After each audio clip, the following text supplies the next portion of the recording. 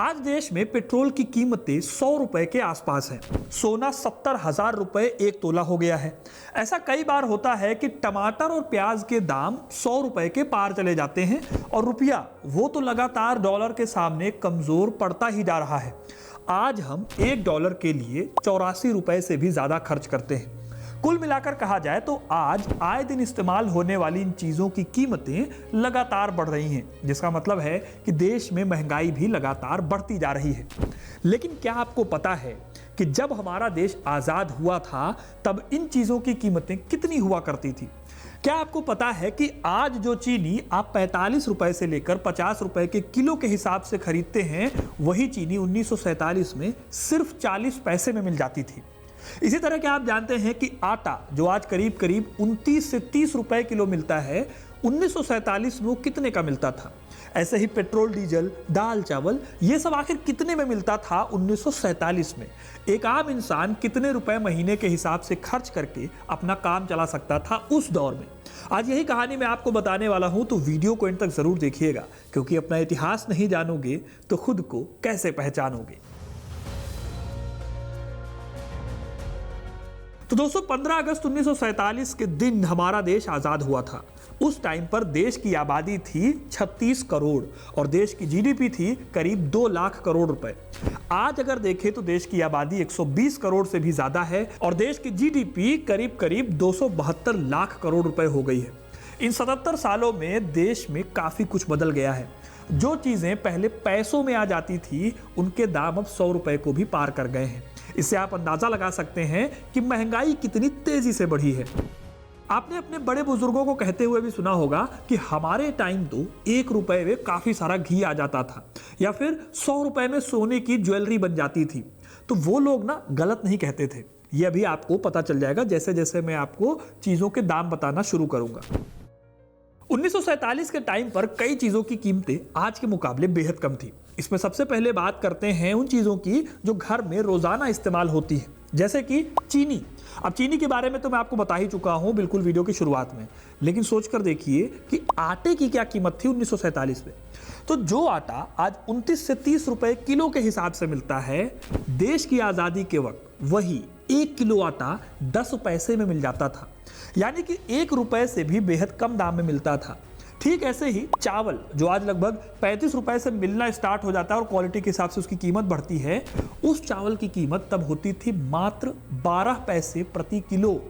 जो full cream दूध आज आप 64 से 65 रुपए प्रति लीटर खरीदते हैं, 1947 में वो सिर्फ और सिर्फ 12 पैसों में मिल जाया करता था। आलू जो आज 20 रुपए किलो है, वो भी 20 पैसे से 25 पैसे के आसपास मिल जाया करता था। यानी कि 1947 में 10,000 कमाने वाला व्यक्ति बहुत अमीर माना जाता था, जिसकी आज कोई कीमत नहीं है। आगे अगर बात करें तो जो पेट्रोल आज 95 रुपए से लेकर 105 रुपए तक वैरी करता है, वही पेट्रोल 1947 में सिर्फ 25 से लेकर 30 रुपए नहीं पैसे में मिलता था। यानी कि 1 रुपए में 3 से 4 लीटर पेट्रोल उस जमाने में मिल जाया करता था। इमेजिन करो कि आज जितने में हम 1 लीटर पेट्रोल लेते हैं या खरीदते हैं, 1947 में उतने रुपए में महीने भर का खर्चा चल जाता होगा, महीनों का खर्चा चल जाता होगा। बाकी आगे बढ़ने से पहले कमेंट में बताइएगा कि आपके यहाँ पर पेट्रोल का रेट क्या है। अब आगे बढ़े तो बात करते हैं सोने के दाम की। आज़ादी के बाद से सोने के दाम 800 गुना बढ़े हैं। अगर आपने या आपके घर में किसी ने उस समय सोना खरीदा होता तो आज आप करोड़पति हो जाते। सोना जो आज 70,000 रुपए पर बैठा हुआ है 1 तोला यानी 10 ग्राम का, वो 1947 में ढंग से 100 रुपए भी नहीं था। तब 10 ग्राम सोने की कीमत 88 से लेकर 90 रुपए तक होती थी। 1947 छोड़ दीजिए, ये 2024 चल रहा है। सोने की कीमत जो है वो करीब करीब 70,000 रुपए है, लेकिन 2 साल पहले यही सोना 50 से 60,000 रुपए में आ जाता था। इसी तरह से अगर देखा जाए तो जो डॉलर आज 84 रुपए में मिल रहा है, वो 1947 में मात्र 4 रुपए में मिल जाया करता था। जी हाँ, $1 यानी 4 रुपए। बस इतना ही।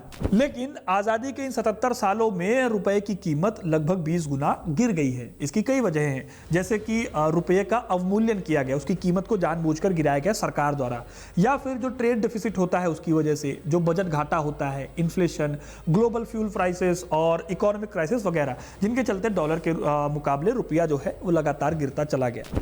आप यकीन नहीं करेंगे कि आज़ादी के समय दिल्ली से मुंबई के लिए एयर इंडिया का टिकट जो पड़ता था वो सिर्फ 140 रुपए का था। आज इसी जर्नी के लिए, इसी यात्रा के लिए आपको 5,300 रुपए से भी ज़्यादा रुपए देने पड़ते हैं। हवाई यात्रा की बात जाने दीजिए, 1947 में जिस साइकिल की कीमत 20 रुपए होती थी वो अब करीब 4,500 रुपए में मिलती है। आज तो मार्केट में पता नहीं कितने तरीके की साइकिल आ गई हैं। एक तो रेंजर साइकिल है जो मेरा बचपन का फेवरेट है, उसी में गियर बॉक्स वाली साइकिल है, इलेक्ट्रिकल साइकिल आने लगी हैं और ना जाने कितने तरह की साइकिल आती हैं। लेकिन तब इतनी तरह की साइकिलें नहीं हुआ करती थी, बस एक बेसिक साइकिल होती थी, उसी को लोग खरीदते थे। अब ये कीमतें सुनकर आप में से कई लोग सोच सकते हैं, वाह क्या टाइम था, सब कुछ सस्ता था। लेकिन इन सस्ते दामों का जरा भी मतलब ये नहीं था कि 1947 देश का गोल्डन टाइम पीरियड था। जो कीमतें आप सुनकर अभी अंदाज़ा लगा रहे हैं कि तब आप कितने अमीर होते आज वाली सैलरी में, वो कीमतें उस दौर के हिसाब से भी बहुत ज़्यादा थी। तब भी लोग गरीबी में जी रहे थे और आज भी देश में करोड़ों लोग गरीबी रेखा के नीचे जीने को मजबूर हैं। फर्क बस इतना है कि उस वक्त आम आदमी की सालाना कमाई 274 रुपए थी और आज वो करीब करीब 1.25 लाख रुपए है।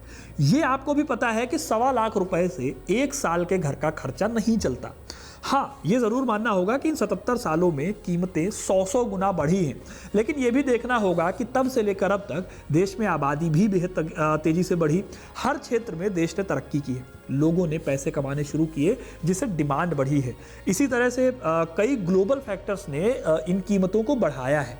इन सब के साथ सरकारों का महंगाई पर कंट्रोल करने में फेल हो जाना बहुत बड़ा रीज़न है जिसे हम इग्नोर नहीं कर सकते।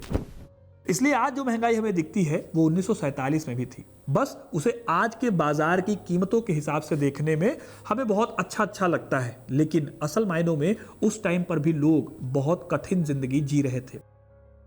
अब आप मुझे ये कमेंट करके बताइए कि आपके यहाँ पर पेट्रोल, डीजल या अगर आप सीएनजी भराते हैं अपनी गाड़ी में तो उसका रेट क्या चल रहा है और क्या आपको ये कीमत ज़्यादा लगती है? अगर ज़्यादा लगती है तो राय हमें कमेंट में बताइएगा। और इसी के साथ अगर वीडियो पसंद आया है तो इसे लाइक कीजिए, इसे शेयर कीजिए, ज़्यादा से ज़्यादा लोगों तक पहुँचाइए और हिस्ट्री से ऐसे ही जुड़े रहने के लिए हिस्ट्री कनेक्ट को सब्सक्राइब ज़रूर करें। धन्यवाद।